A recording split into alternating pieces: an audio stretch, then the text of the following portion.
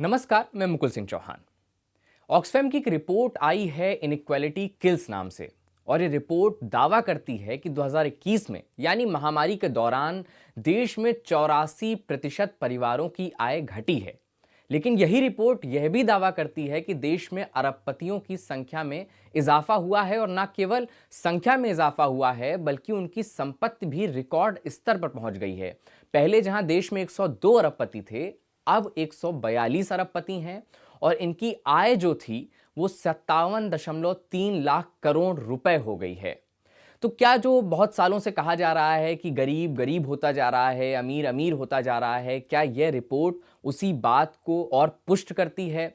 और एक दावा और किया जा रहा है कि जो अडानी और अंबानी हैं उनकी संपत्ति में भी बहुत अधिक इजाफा हुआ है। तो क्या जो ये आरोप लगता रहा है सरकार के ऊपर कि सरकार उद्योगपतियों की सरकार है और खास तौर से कुछ उद्योगपतियों का नाम लगातार लिया जाता रहा है, तो क्या ये दावा अभी जो तक जो किया जा रहा था, क्या उसमें और ज़्यादा सच्चाई दिख रही है? इन तमाम पहलुओं पर हमारे साथ बात करने के लिए मौजूद होंगे जेएनयू के centre for economic studies and planning के प्रोफेसर डॉक्टर प्रवीण झा। हम उनसे बात करेंगे और जानने की कोशिश करेंगे कि और भी क्या बातें कही गई हैं इस रिपोर्ट में, और साथ ही साथ ये भी जानने की कोशिश करेंगे कि आगे किस तरीके की चुनौतियां हमें देखने को आने वाले समय में मिल सकती हैं। तो सर, सबसे पहले तो ये बताइए कि रिपोर्ट जो ये दावा करती है इनइक्वालिटी किल्स की 84% परिवारों की आय महामारी के दौरान घटी है, और वहीं अरबपतियों की संख्या में बढ़ोतरी हुई है। 102 अरबपति थे, अब 142 हो गए हैं, और न केवल संख्या में बढ़ोतरी हुई है, उनकी संपत्ति में भी रिकॉर्ड स्तर पर बढ़ोतरी दर्ज की गई है। किस तरह से इसे देखा जाना चाहिए? देखिए, इसके पीछे दो तरह की जो नीतियां और जो कारण हैं उन सबको समझना होगा। पहली बात तो ये है कि इस वर्ष जो हुआ है, पिछले वर्ष, ये जो हो रहा था उसी का एक एग्रेवेटेड रूप है। तो ऐसा नहीं है कि कोई नई चीज हुई है। तो ये हुआ क्यों, इसलिए मैं कह रहा था कि दो चीजों को समझना होगा। तो एक जो नव उदारीकरण की जो नीतियां होती हैं, वो दुनिया भर में ये देखा गया है कि वो हमेशा आर्थिक विषमता को बढ़ाती है। जी, उस तरीके का जो क्लासिक मार्केट फंडामेंटलिस्ट मॉडल जिसको बोलते हैं ना, जो पूरी तरह से प्योर न्यू लिबरल मॉडल होता है, उसमें ये चीजें होती हैं। ये हमने जैसे चीन, जहां पे काफी कुछ कंट्रोल रहता है, 90 के दशक में हमने चीन में ये देखा था, 90 के दशक में, और उसके बाद तकरीबन 2-4 साल तक देखा था। तो पहली चीज तो हमें ये समझना बहुत आवश्यक है कि जो नव उदारीकरण का दौर है पिछले तकरीबन 50 वर्षों से वैश्विक पटल पे और भारत में कम से कम 30 साल से हम कह सकते हैं कि हम उसी रास्ते पे चल रहे हैं। और बहुत सारी रिपोर्ट्स, ये रिपोर्ट जो है ये तो इस साल की बात कर रही है, लेकिन आप इनइक्वालिटी लैब की रिपोर्ट्स देखें, थॉमस पिकेटी का जो काम है और उनके जो सहयोगी हैं उनका काम देखें, उन्होंने तो हमें 2-3 वर्ष पहले ही बताया था ना कि हमारी जो है विषमता के मामले में स्थिति अब 1920 का जो दशक था उससे हम उसकी तुलना करते हैं। इंप्रूवमेंट हुआ था 80s तक इकोनॉमिक इनइक्वालिटी में, लेकिन उसके बाद जो जिस तरह से हम जा रहे हैं, तो समझिए कि गर्त में जाने वाली बात है विषमता के दृष्टिकोण से। तो ये पूरा समझना होगा कि आर्थिक नीतियों का किस किस्म का जमावड़ा है। दूसरा क्या हुआ कि हाल के कुछ वर्षों में और पिछले वर्ष में, खास करके पिछले 2 वर्ष में, जो जिसको हम एक बहुत अनयूजुअल टाइम कह सकते हैं पैंडेमिक की वजह से, एक ऐसा समय रहा जिसमें कि हमारी नीतियां जो हैं बहुत बुरी तरह से लड़खड़ाई। और जब नीतियां लड़खड़ाती हैं तो क्या होता है, जो बहुत सक्षम नहीं होते हैं उन पर बहुत जबरदस्त प्रहार होता है। हमने इतनी सारी चीजें देखी, भूख को लेके और तमाम सारी चीजों को तो मैं विस्तार में नहीं जाना चाहता हूं, लेकिन पिछले 2 वर्ष में जो हो रहा था और हो रहा है उसमें कोई बहुत परिवर्तन नहीं आया है, तो उसको अगर आप ध्यान में रखें। उसके अलावा पिछले 7 वर्षों में अगर आप देखें तो नीतियों का ऐसा गठजोड़ और जमावड़ा रहा है, जो नव उदारीकरण की प्रक्रिया को ही काफी तेज करने वाला रहा है। उसका क्या परिणाम हुआ? आप अभी कह रहे हैं कि 84% परिवार, लेकिन ठीक कोविड के पहले एनएसएस के आंकड़े आपको क्या बताते हैं? 11-12 और 17-18 ग्रामीण भारत में आय जो है परिवार की, और हर डिसाइल में प्रति व्यक्ति आय जो है, उसमें 9% की गिरावट हुई। 9% की गिरावट। आजाद हिंदुस्तान में ये कभी नहीं हुआ था। ये मैं कोविड के पहले की बात आपको बता रहा हूं। तो उस पे जब कोविड की मार पड़ती है, उसका चोट पड़ता है, तो आप समझ सकते हैं कि जो बहुत वल्नरेबल लोग होंगे, उनकी कैसे दुर्गति होगी। दूसरा, जिन जिन सेक्टर्स पे फोकस रहा, जो धनाढ्य और धनाढ्य होते गए, उसका ये भी कारण है कि मसलन दुनिया भर में आप देखें तो जैसे फार्मा सेक्टर है, उससे जो जुड़े हुए लोग हैं, और इसी तरीके से 2-4 और जो सेक्टर्स हैं, आईटी सेक्टर और ये सब जो हैं, तो इनसे जो लोग खास करके जुड़े रहे हैं और जिनका वर्चस्व इन सब में है, यही लोग जो हैं उस एक बहुत तेज छलांग और लगाते हैं। तो हम जो है चीन और यूएस के साथ तो कम्पीट कर ही रहे हैं, उसके साथ साथ कुछ और भी जो देश हैं, मसलन रशिया है, ब्राजील है, कि हम कितने ज्यादा बिलियनर्स प्रोड्यूस कर सकते।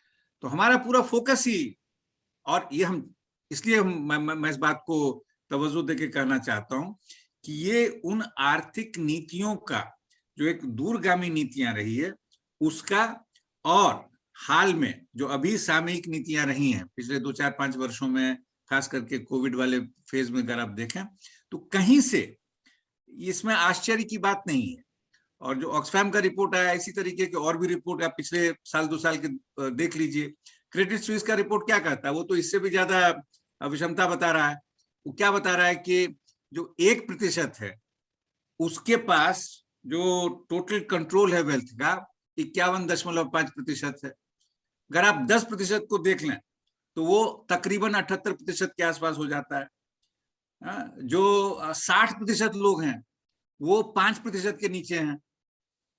तो ये सब जो रिसेंट रिपोर्ट है, इसी तरह से वो, जैसा मैंने कहा कि इनइक्वालिटी लैब वाला रिपोर्ट है, अगर उसको देखें तो सारे आंकड़े थोड़े बहुत उस पर अंतर होते हैं, लेकिन मिला जुला के जो एक दिशा है वो बहुत स्पष्ट है।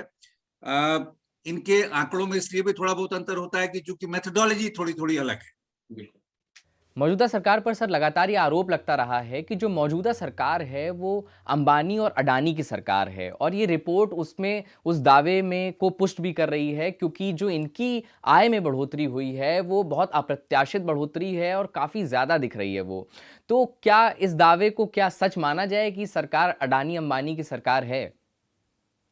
देखिए, एक बात तो बहुत स्पष्ट है कि वर्तमान केंद्र सरकार का खास करके, और कई सारी सरकारें जो राज्यों में होंगी बीजेपी से शासित, इनका अडानी के प्रति खास प्रेम जो है वो बहुत स्पष्ट है। अगर इस आंकड़े को आप देखें, जहां तक अंबानी का सवाल है, अंबानी जो है उनका वैसे भी जो टोटल इंक्रीज है अडानी की तुलना में वो बहुत फीका पड़ जाता है ना।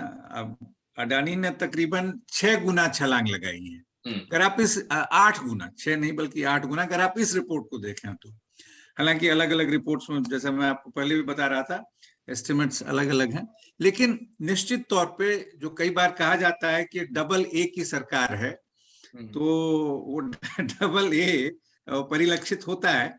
खास करके जितने सारे की डिसीजंस हुए, जो पब्लिक प्रॉपर्टी को बेचा गया और बेचा जा रहा है, अगर आप इन सब में देखें किस तरीके से इनका कंट्रोल और तमाम नियम कानून को ताक पे रख दिया जाता है, इस तरह की चीजें की जाती हैं जिसको लेके कभी भी एक ढंग से विश्लेषण और विवेचन हो, तो बहुत स्पष्ट होगा कि बहुत सारी गलतियां और अनियमितताएं जो हैं, जो हमारे नियम कानून है उसके हिसाब से की गई हैं, लेकिन उस सबको दरकिनार कर दिया गया है।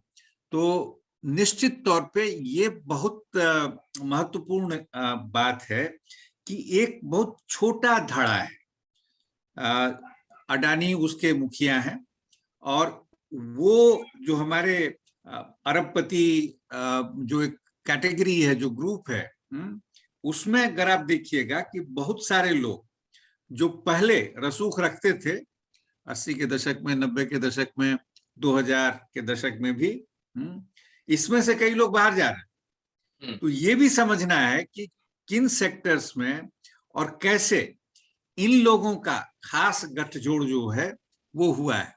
मसलन आप देखिए, बजाज जो है वो टॉप 10 से बाहर हैं। इसी तरीके से मैं नाम नहीं लेना चाहता हूं, लेकिन वो भी बहुत स्पष्ट आपको हो जाएगा कि ऐसा क्यों हो रहा है। इस तरीके का एक खुल्लम खुल्ला जो खेल होता है, हिंदुस्तान ने पहले कभी नहीं जाना था। आजादी के बाद आप देख लीजिए, ठीक है, जो कहा जाता है कि बहुत बड़े बड़े जो धनाढ्य हैं, बड़े बिजनेस हाउसेस हैं, उन सब का लिंक हर सरकार के साथ रहा है अलग अलग फेज में, लेकिन उसमें भी जो है पूरा उसका जो नेचर रहा, जो उसका चरित्र रहा है, उसमें जबरदस्त बदलाव आया है। तो ये भी ध्यान देने की आवश्यकता है। तो जो आपने कहा कि ये जो नंबर 1 और नंबर 2 हैं, इनका जो सरकार के साथ गठजोड़ है, या अगर आप थोड़ा और बढ़ चढ़ के सच को बोलना चाहते हैं तो कंट्रोल जो है, तो वो परिलक्षित कर रहा है, इन सब वो परिलक्षित हो रहा है इन सब आंकड़ों में जो आप देख रहे हैं।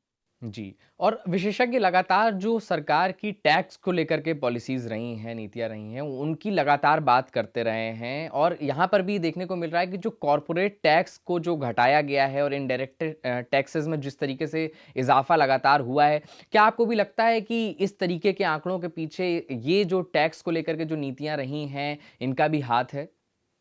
बेशक, ये बहुत ही महत्वपूर्ण मुद्दा है और इसको हमें गंभीरता से समझना चाहिए। जैसा आपने कहा कि जो डायरेक्ट टैक्स जो है उसका जो एक ट्रेंड रहा है कुछ वर्षों से, ऐसा नहीं है कि शुरू इसी सरकार के साथ हुआ या एनडीए के साथ ही हुआ।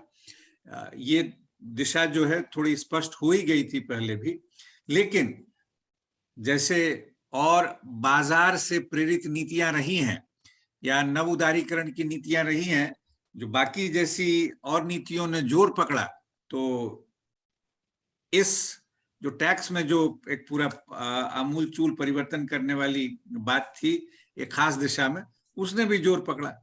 तो आप देखते हैं कि वो 30 से 22% के आसपास, 23% के आसपास, अगर आप इफेक्टिव टैक्स रेट देखेंगे वो उससे भी कम हो जाता है। इफेक्टिव टैक्स रेट क्या है कि आपने एक बार टैक्सेस तो अनाउंस कर दिए, उसके बाद जो आप एग्जेम्पशंस देते हैं, ठीक है ना। तो अगर उन सबको आप ध्यान में रखें तो बहुत स्पष्ट है कि ये एक इम्पोर्टेंट कारण रहा है, लेकिन इसको समझना बहुत आवश्यक है कि डायरेक्ट टैक्सेस जो होते हैं वो प्रोग्रेसिव होते हैं अगर उनको ठीक से कैलिब्रेट किया जाए। इनडायरेक्ट टैक्सेस ठीक उसका उल्टा होते हैं।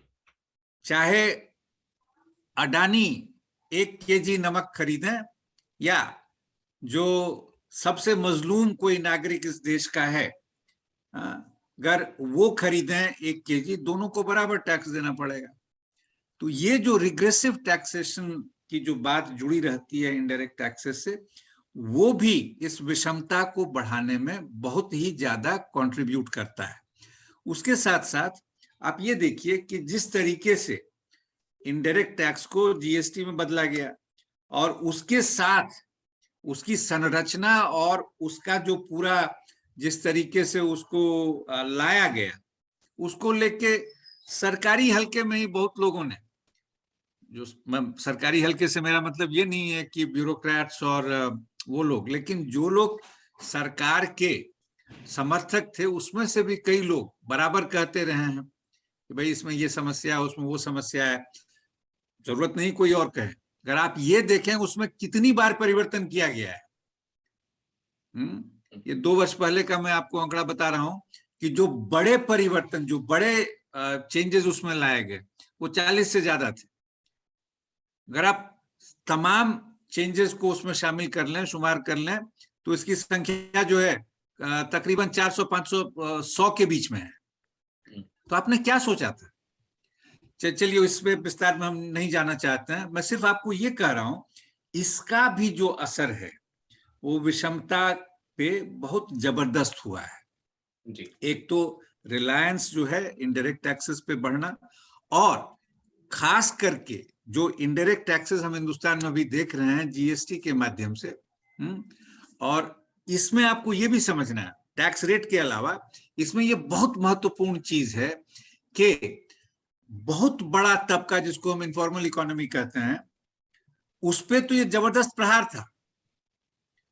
वो तो समझिए कि बिल्कुल ऐसी स्थिति में पहुंच गए कि उनको समझ में नहीं आ रहा था हम करें क्या, कैसे अपनी इकोनॉमिक एक्टिविटीज को जारी रखें।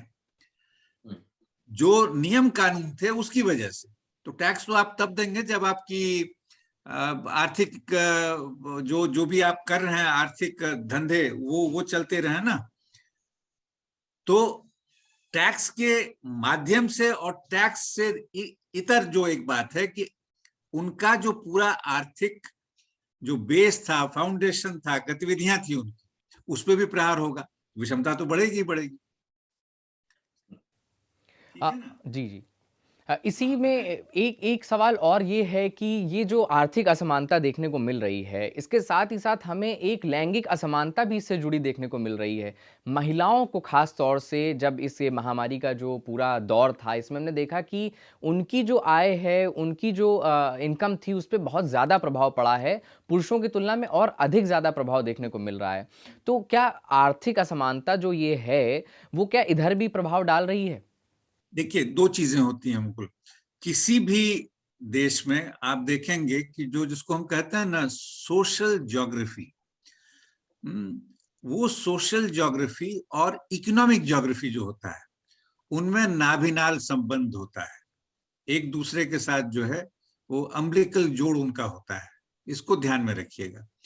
महिलाएं अगर आपके समाज में खास करके वल्नरेबल हैं, अगर कुछ ऐसे वर्ग जिनको आप दलित के हैं, शेड्यूल कास्ट के हैं, शेड्यूल ट्राइब्स के हैं, ये तमाम जो कैटेगरीज हैं, इन सब की जो एक स्ट्रक्चरल स्थिति है क्या है, एक तुलनात्मक तौर पे इकोनॉमिक वल्नरेबिलिटी पहले से ही है, और जब वल्नरेबिलिटी गहराती है तो उसमें क्या होता है, जो ज्यादा कमजोर होते हैं उनकी स्थिति डिस्प्रोपोर्शनेटली खराब होती है। तो ये सूजन जॉर्ज ने एक बार बड़ी अच्छी बात कही थी एक अपनी किताब में how the other half dies. उन्होंने कहा था कि दुनिया में क्या हम सोच सकते हैं कि सबसे जो गरीब व्यक्ति है उससे भी ज्यादा कोई गरीब हो सकता है? रेटोरिकल सवाल था। उसके बाद उन्होंने कहा कि निश्चित तौर पे उसकी पत्नी। तो जो आप लैंगिक असमानता की बात कर रहे हैं तो ये तो एक बहुत भयंकर यथार्थ है। और उसमें हुआ क्या, ये और भी चीजों को आप देखिए किस तरीके से उनका वर्क पार्टिसिपेशन जो है वो पिछले कई वर्षों से गर्त में जा रहा है। तो इसका मतलब है कि जो एक पेड वर्क जो था, जहां पे आपको वेजेस इत्यादि की संभावना होती है, उससे आय मिलती है, तो वो सारा काम जो है अगर वो कमजोर हो रहा है तो असमानता बढ़ेगी। तो ये सारे पक्ष इसमें महत्वपूर्ण हैं। लेकिन जैसा मैंने कहा कि आपको इकोनॉमिक आउटकम्स जो हैं उसको जो सोशल स्ट्रक्चर्स हैं उससे जोड़ के देखना होगा, तो बात बहुत स्पष्ट हो जाती है कि ऐसा क्यों हुआ। डॉक्टर जी, मेरा आखिरी सवाल आपसे ये है कि अभी ये आंकड़े हमारे सामने आ चुके हैं, क्या आने वाले समय में आपको लग रहा है कि इस स्थिति में कुछ परिवर्तन दिख रहा है? क्योंकि अभी भी महामारी की तीसरी लहर की बात चल रही है, किसी कोई खास तरीके की नीतियां हमें अभी तक तो देखने को नहीं मिल रही हैं। तो क्या आपको लगता है कि आने वाले समय में कुछ बदलाव हो रहा है, या फिर स्थिति बनी रहेगी यही, या फिर बदतर होगी? देखिए, दुर्भाग्य से अगर मैं बहुत स्पष्ट कहूं तो आशावादी होने का कोई कारण कहीं से नहीं दिखाई दे रहा है। जब आपको कुछ कारण दिखाई देंगे तभी तो आप कह सकते हैं ना कि स्थिति बदल सकती है।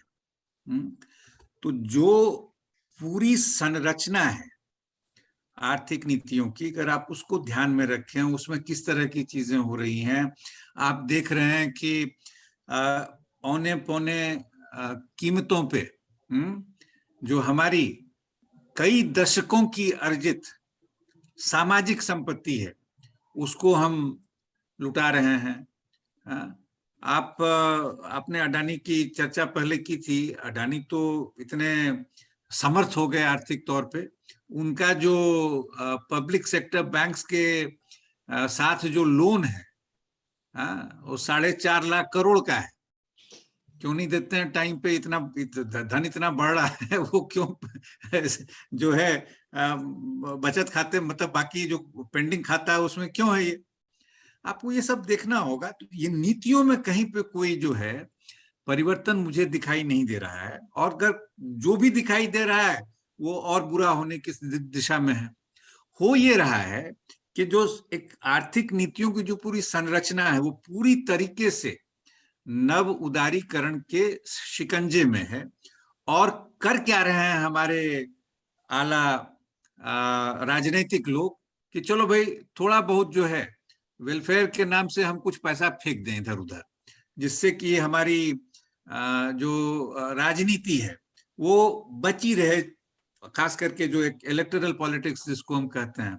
आप यही देखिएगा, अभी बजट आएगा 1 फरवरी को, और आप देखेंगे कि इसमें जो है इतने सारे उसका असर होता नहीं होता है, क्या होता है उसका, उस पर अभी बात करने का समय नहीं है।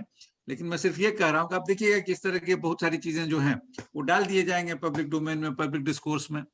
तो जो मुख्य चीजें हैं उस पर हम काम करेंगे नहीं, हाशिए पे जो है नाच गाना चलता रहेगा, और उसके नाम से जो है वोट आप बटोरने की कोशिश करते रहेंगे। देखिए मुकुल, मैं जो न्यू लिबरलिज्म है ना, इसकी मैं कई बार इसकी कई अलग अलग छोटी छोटी परिभाषाएं देता हूं। एक परिभाषा मेरी उसमें ये है कि new liberalism is a low intensity war against the masses and the working people। तो लोगों के खिलाफ एक ये युद्ध है, और युद्ध में आप चाहते हैं कि आपका परिणाम जो है, आपको जो आप जो चाह रहे हैं वो उसमें आप सफल हो ना, ठीक है? तो वो जो ओवरवेलमिंग मेजॉरिटी है, तो आप देख रहे हैं, तो ये सारी चीजें जो है 2005 का ये आंकड़ा था कि 70-78% लोग, अर्जुन सेनगुप्ता कमेटी की रिपोर्ट जो थी, कि उनको कहा जाता था इकोनॉमिक तौर पे जो है, आर्थिक तौर पे जो वल्नरेबल पॉपुलेशन, जिनको पुअर एंड वल्नरेबल उन्होंने कहा था उस कमेटी ने, ठीक है? एक्चुअली मुझे तो लगता है कि ये इस सब में जो भी हम आंकड़े देख रहे हैं, स्थिति इससे भी ज्यादा खराब। जो ऑक्सफैम की रिपोर्ट आपने देखी और चीजें जो आप देख रहे हैं, आपको मैंने कुछ चीजें बताई। ग्रामीण भारत में जिसको आप सबसे धनाढ्य डेसाइल मानेंगे, वहां से लेके नीचे तक सबके आय में गिरावट हुई, विदाउट एक्सेप्शन। तो अगर पूरा परिदृश्य हम देखें तो ये बड़ा स्पष्ट है कि आशावादी होने की गुंजाइश बहुत ही कम है, होना चाहिए। अंतोनियो ग्राम्स्की बहुत बड़े समाजशास्त्री थे, वो कहते थे pessimism of the intellect, optimism of the will.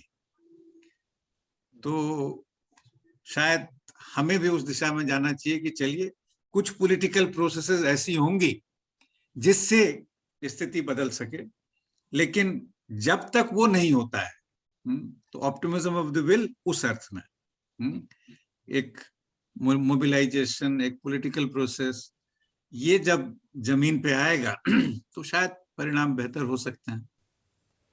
चलिए, हम उम्मीद करते हैं कि स्थिति में बदलाव देखने को मिले, और इस गंभीर मुद्दे को, इस क्लिष्ट मुद्दे को बहुत ही आसान भाषा में हमारे दर्शकों तक लाने के लिए बहुत बहुत शुक्रिया।